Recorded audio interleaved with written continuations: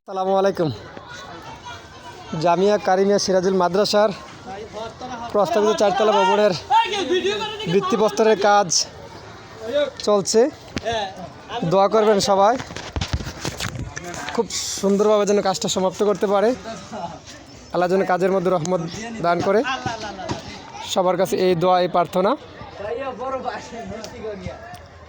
এই যে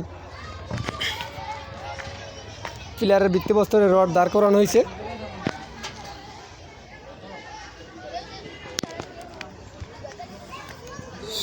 সবার কাছে দোয়া প্রার্থনা যাতে সুন্দর ও সুষ্ঠুভাবে 4তলার কাজ সমাপ্ত করতে পারে।